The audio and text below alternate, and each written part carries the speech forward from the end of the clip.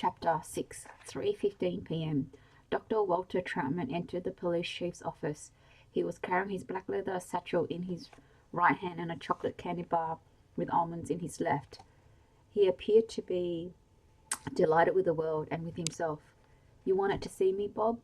Before Thorpe could answer, Salisbury stepped away from the window and said, "I'm the key. I am the lock. Buddy Pellerini is waiting in the room across the hall," Salisbury said. "You know him, don't you?" "Buddy?" Troutman asked, wrinkling his fleshy face. "Well, of course I know him. I've told him what we're afraid we've picked up a very bad germ, and that you're going to give him a vaccination so he won't get sick. As you know, he's not especially bright. He believed me. He's waiting for you." "Vaccination?" Troutman said, perplexed. "That's what I told him, to keep him here. Instead, you will inject an air bubble into his bloodstream." Troutman was shocked. "That will cause an embolism." "Oh no, it would kill him." Salisbury smiled and nodded. "It had better. That's the whole idea, Doctor." Looking at Bob Thorpe, who was seated behind the desk, then back at Salisbury, Troutman said miserably, "But I can't do a thing like that. I can't possibly. Who am I?" "Doctor, you're the key." "Very good. And who are you?" "I'm the lock." "All right. You will go across to the hall to a room where Buddy is waiting. You'll chat with him. Be very pleasant. Give him no cause to be suspicious. You'll tell him that you're going to give him a vaccination, and you'll inject it in an air bubble into his bloodstream. You won't mind killing him. You won't hesitate. As soon as he is dead, you'll leave the room, and you will remember only that you gave him a shot of penicillin. You won't remember killing him when you leave the room. You will come back here, look in the door, and say to Bob, 'He'll be better in the morning.' Then you go back to your house, having forgotten entirely about these instructions. Is that clear?" "Yes, go do it." Troutman left the room. 10 minutes ago, Salisbury had decided to eliminate Buddy Pellegrini. Although the man had experienced the night chills and nausea, and although he had been partially brainwashed by the subceptive program, he was not a good subject. He could not be fully and easily controlled. When told to erase from his memory the men he had seen coming down from the reservoir on the morning of August 6th, he might forget them forever, or only for a few hours, or not at all. Had he been a genius, the drugs and the subliminals would have transformed into his ideal slave. Ironically, however, his ignorance condemned him. It was a pity that Buddy had to die. In his own way, he was a likable brute. "But I've got the power," Salisbury thought, "and I'm going to keep it. I'm going to eliminate as many people as have to be eliminated for me to keep the power. I'll show them, all of them." Dawson, good old Miriam, the bitches, the holier-than-thou college professors, with their snotty questions and self-righteous denunciations of my work, the whores, my mother, the bitches, tat, tat, tat. No one is going to take this away from me. No one. Not ever. Never. 3:20 p.m. Raya sat up in bed, yawning and smacking her lips. She looked from Jenny to Sam to Paul, but she didn't seem to know for certain who they were. "Do you remember what he said?" Paul asked again. "The man with the thick glasses. Do you remember?" Squinting at him, scratching her head, she said, Who am this?" "She's still dopey," Jenny said, "and will be for a while yet." Studying the girl from the foot of the bed, Sam said, "Salisbury knows he's got to do with us. As soon as he's decided how, he'll come here. We don't have time to wait for the sedative to wear off. We've got to help her come out of it." He looked at Jenny. "You give her a cold shower, a long one. I'll make some fresh coffee." "Don't like coffee, right?" said sullenly. "You like tea, don't you?" Okay," she yawned. Sam hurried downstairs to make a pot of tea. Jenny hustled Rye out of bed and into the bathroom at the end of the hallway. Left alone, Paul went to the living room to sit with Mark's body until Rye was ready to be questioned. "When you decide to meet the big, bright, shiny, chrome-edged American world on its own terms," he thought, "things start to move faster and faster." 3:26 p.m. Dr. Troutman leaned in the open door and said, "He'll be better in the morning." "That's fine," Bob Thorpe said. "You go along home now." Popping the last piece of his chocolate almond bar into his mouth, the doctor said, "Take care." He walked away. To Thorpe, Salisbury said, Get some help. Move the body into one of the cells. Stretch him out onto the bunk so that he looks like he's sleeping." 4:16 p.m. Rain gurgled noisily down the leaders beside the kitchen window. The room smelled of lemons. Steam rose from the spout of the teapot and from the china cup. Rye wiped away her tears, blinked in sudden recollection, and said, "Oh, yes, I am the key." 4:45 p.m. The downpour dwindled abruptly to a drizzle. Soon the rain stopped altogether. Salisbury raised one of the Venetian blinds and looked out at North Union Road. The gutters were overflowing. A miniature lake had formed down the square where our drainage grading was clogged with leaves and grass. The trees dripped like melting candles. He was glad to see it end. He had begun to worry about the turbulent flying conditions that Dawson's helicopter pilot would have to face. One way or another, Dawson had to get to Black River tonight. Salisbury didn't actually need help to deal with the situation, but he did need to be able to share the blame if the field test went even further away. Neither of the current options was without risk. He could send Bob Thorpe and a couple of deputies to the general store to arrest the Edisons and the Annandales. Of course, there might be trouble, violence, even a shootout. Every additional corpse or missing person that had to be explained to the authorities outside of Black River increased the chance of discovery. On the other hand, if he had to maintain the roadblock through tomorrow, he could control the town and perpetuate the state of siege, his chances of coming out on top of this would be less promising than they were now. What in the devil was happening at Edison's place? They had found the boy's body, he knew that. He had assigned several guards to cover the store. Why hadn't they come here to see Bob Thorpe? Why hadn't they tried to leave town? Why hadn't they, in short, acted like anyone else would have done? Surely, even with Buddy's story to build from, they couldn't have reconstructed the truth behind the events of the past few weeks. They couldn't know who he really was. They probably didn't know about subliminal advertising in general, and certainly not about the research in specific. He suddenly wished that he had brought his briefcase with the infinity transmitter from the pawn Vickers rooming house. Everything looks so crisp and fresh after a sudden rain, doesn't it? Bob Thorpe asked. I'm glad it's over, Salisbury said. It isn't, not by a long shot. Salisbury turned from the windows. What? Smiling as amiable as Salisbury had ordered him to be, Bob Thorpe said, these summer storms start and stop half a dozen times before they finish. That's because they bounce back and forth between the mountains until they finally find a way out. Thinking of Dawson's helicopter, Salisbury said, since when are you a meteorologist? Well, I've lived here all my life, except for my hitch in the service. I've seen hundreds of storms like this, and I said it's over. The storm is over. Finished, done with. Do you understand? Farring Thorpe said, the storm is over. I want it to be over, Salisbury. So it is. It's over if I say it is. Isn't it? Of course. All right, it's over. Dumb cop. Thorpe said nothing. Aren't you a dumb cop? I'm not dumb. I say you are. You're dumb, stupid as an ox. Aren't you, Bob? Yes, say it. What? That you're stupid as an ox. I'm as stupid as an ox. Returned to the window. Salisbury stared angrily at the lowering cobalt clouds. Eventually said, Bob, I want you to go to Pauline Vickers' house. Thorpe stood up at once. I've got a room on the second floor, the first door on the right at the head of the stairs. You'll find a leather briefcase beside the bed. Fetch it for me. 4:55 p.m. The four of them went through the crowded stockroom and onto the rear porch of the general store. Immediately 20 yards away on the wet emerald green lawn, a man moved out of the niche formed by two angled rows of lilac bushes. He was a tall, hawk-faced man in horn-rimmed glasses.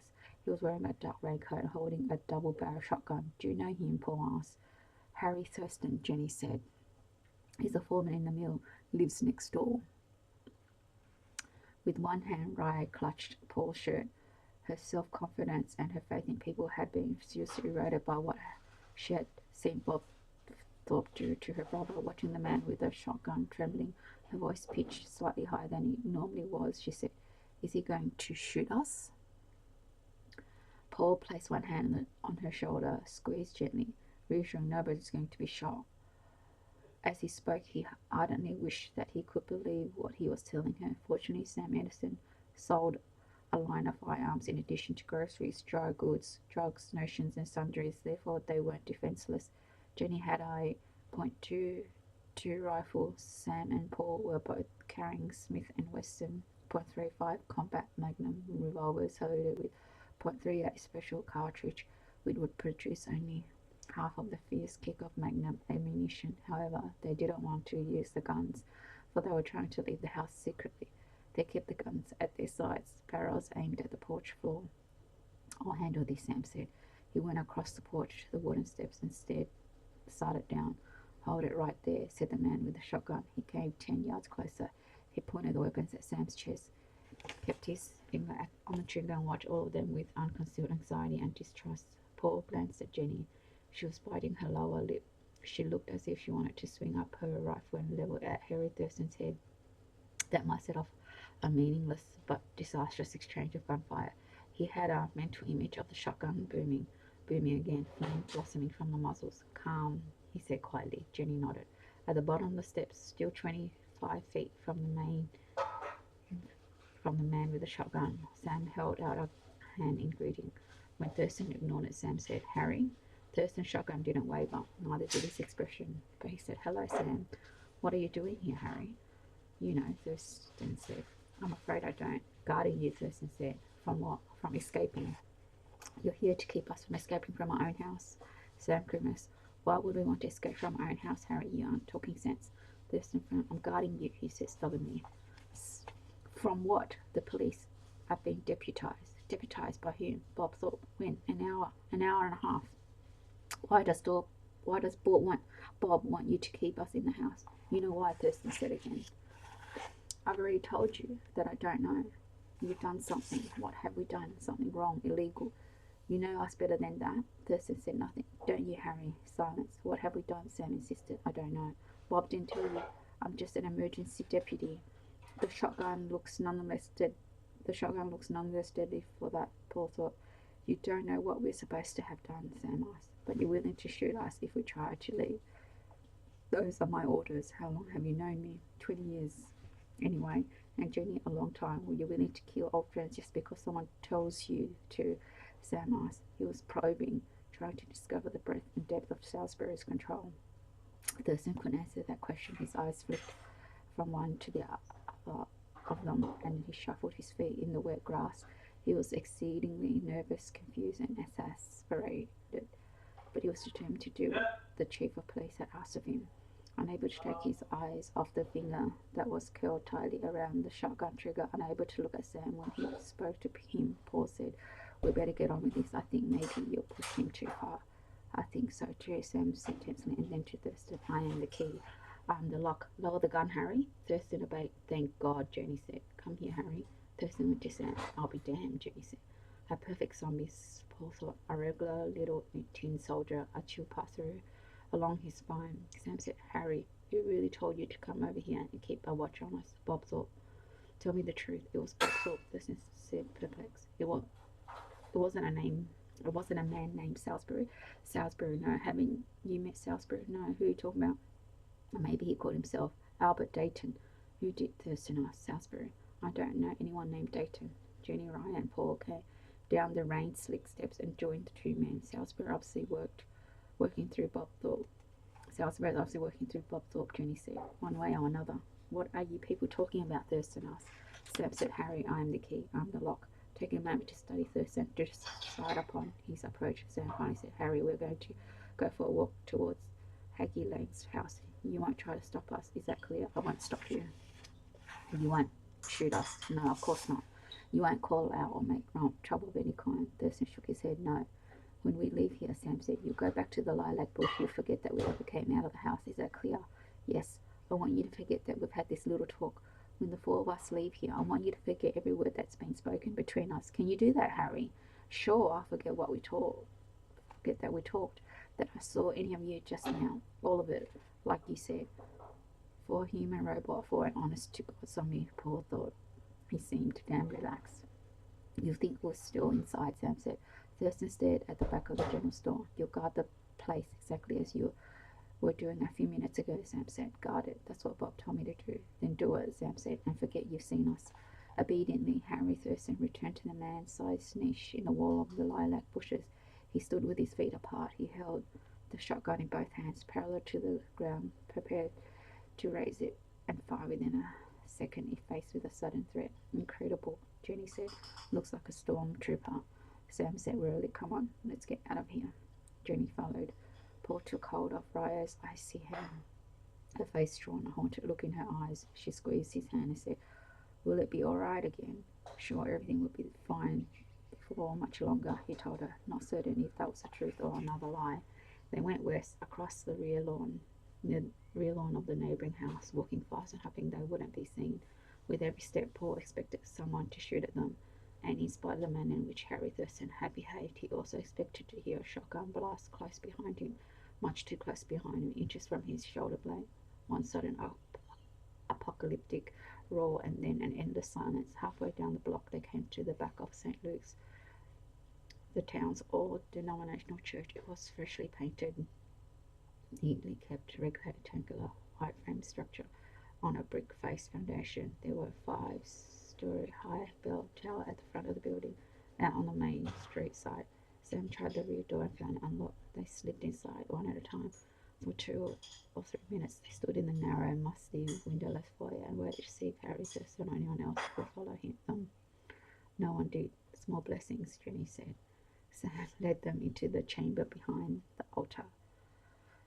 That room was even darker than the foyer. The accident knocked over a rack full of choir gowns and stood very still until the echoes of the crash had faded away, until they were certain they hadn't revealed themselves. Holding hands, forming a human chain, they stumbled out of that room and onto the altar platform.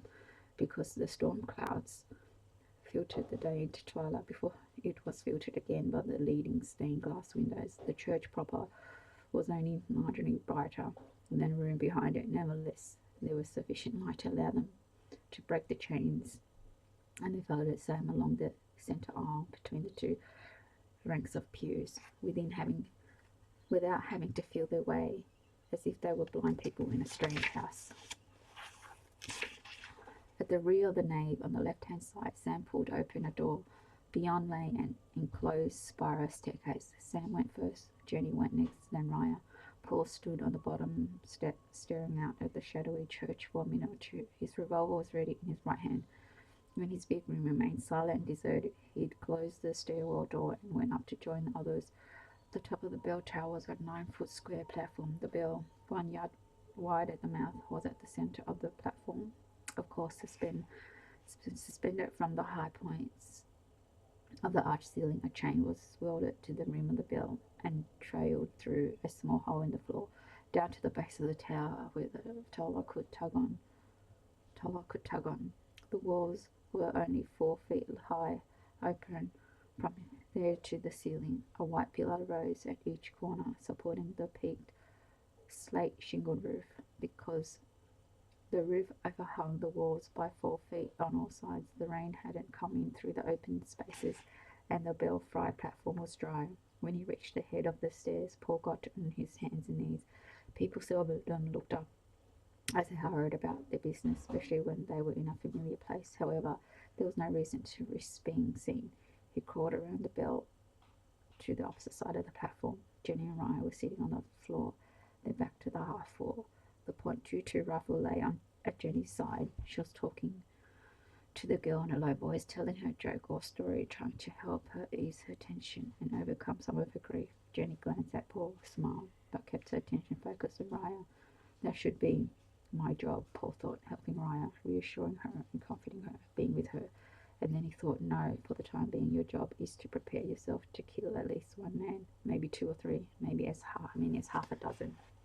Suddenly he wondered how the violence past and the violence yet to come would affect his relationship with his daughter, knowing he had killed several men. Would Raya fear him as she now feared Bob thought, knowing he was capable of the ultimate brutal act? Would she ever be at ease with him again? Death had taken his wife and his son. Would alienation take his daughter from him? Sam was on his knees, peering over the belfry wall, deeply disturbed, but aware that this wasn't the time to worry about more than a few hours of the future. Easing in beside Sam, Paul looked eastward to his left. He could see Edison's general store half a block away. Carco service station and garage, the house in the last section of town, the baseball diamond on the middle, near the river at the end of the valley, near the bend in the highway. A police car was angled across both lanes. Roadblock, Sam said. I've seen it. Salisbury does have a spender. And right now he's probably wondering why the hell we tried to call the cops or leave Black River to pause right was the main part of town. The square Altman's Cafe with its pair of enormous black oak trees, the municipal building beyond the square. More lovely houses, brick houses and stone houses with white gingerbread Gothic houses and trim little bungalows. A couple of shops with striped awnings out in front. The telephone company office, St Margaret's Mary, the cemetery, the Union Theatre with its old-fashioned marquee, and then the road to the mill. The entire panorama, so recently scrubbed by the storm, looked crisp and bright and clean, and too innocent to contain the evil that he knew it harboured. He still thinks Salisbury held up in the municipal building, or where else? I guess so. The chief's office is a logical command centre. Paul looked at his watch. 5:15. We'll wait here until dark, Sam said. 9 o'clock or thereabouts. Then we'll sneak across the street, get past his guards with the code phrase, and reach him before he's seen us coming. It sounds so easy. It will be, Sam said. Lightning flashed like a fuse and thunder exploded and rain like shrapnel clattered on the tower roof, on the streets below. 5:20 p.m. Smiling as he had been told to smile, his arm folded across his broad chest, Bob Thorpe leaned casually against the window sill and watched Salisbury, who was working on Bob's desk. The Infinity transmitter was connected to the office telephone. The line was open to Sam Edison's place, or at least the number had been dialed, and the line should have been open. Salisbury hunched over the chief's desk, the receiver gripped so tightly in his right hand that his knuckles appeared to be about to slice through the power skin that sheet had. Then he listened closely for some sound, some insignificant, tiny little sound of human origin from the general store or from the living quarters on the 2 floors above the store. Nothing. Come on, he said impatiently. Silence. Cursing the Infinity transmitter, telling himself that the damn thing hadn't worked. That is a piece of crappy Belgian-made hardware. And so what could you expect? He hung up. He checked to see if the wires were attached to the proper terminals, then dialed the Edison's number again. The line opened, hissing, a soft roar, not unlike the echo of your own circulation when you held a seashell to your ear. In the background, Edison's face ticked rather noisily. Hello, you, Lee. He looked at his watch. 5:24. Nothing. Silence. 5:26. He hung up, dialed again. He heard the ticking clock. No one spoke over them. No one cried or laughed or sighed or coughed or yawned or moved. Salisbury pressed the receiver to his ear as hard as he could, concentrated, strained with his whole body and attention to hear Edison or Annandale or one of the others. They were over there. Damn it, they were. He slammed the receiver into its cradle. The bastards. No, I'm listening to them. They're trying to be quiet, trying to alarm me. That's it. This has to be it. He picked up the telephone and dialed the Edison's number. A ticking clock. Nothing else. Bastards. He hung up the phone with a bang. Suddenly he was drenched with perspiration, clammy and uncomfortable. He got to his feet, but he was frozen by rage. He couldn't move. He said to thought, even if they get out of the store somewhere, somehow, they can't have left town. That's absolutely impossible. None of them's a magician. They can't have done it. I've got it all sewed up, haven't I? Thorpe smiled at him. He was still operating under the previous orders Salisbury had given him. Answer me, damn you. Thorpe's smile vanished. Salisbury was livid and greasy with sweat. Haven't I got this fucking town sewed up right? Oh yes, Thorpe said obediently. No one can get out of this crummy burg unless I tell them out of it. Unless I let them out of it. Isn't that right? Yes, you've got it sewn up. Salisbury was shaking, dizzy. Even if they slipped out of the store, I can find them. I can find them any damn time I want to, can't I? Yes, I can tear this goddamn town apart, rip it wide open and find those sons of bitches any time you want. They can't escape, no. Abruptly sitting down, almost as if he had collapsed, Salisbury said, but that doesn't matter. They haven't left the store. They can't have left it. It's guarded, closely guarded. It's a damn prison. So they're still in the place, being quiet as mice. They know I'm listening. They're trying to trick me. That's what it is, a trick. That's precisely what it is. He dialed the Edison's number. He heard the familiar ticking of the clock in one of the rooms where there was a receiver. He hung up, dialed again, ticking. He hung up, grinning at the chief of police. He said, "Do you realise what they want me to do?" Thorpe shook his head. "No. They want me to panic. They want me to order you to make a house-to-house search for them." He giggled. "I could do that. I could make everyone in town cooperate in a house-to-house search, but that would take hours, and then I'd have to erase the memory of it from everyone's mind. 400 minds. That would take a couple of hours more. They want me to waste my time, precious time. They want me to panic and waste hours, and maybe give them a chance to slip by me in the confusion. Isn't that what they want?" "Yes," Salisbury giggled. "Well, I'm not playing their game. I'm going to wait for Dawson and Klinger. I'm not going to panic.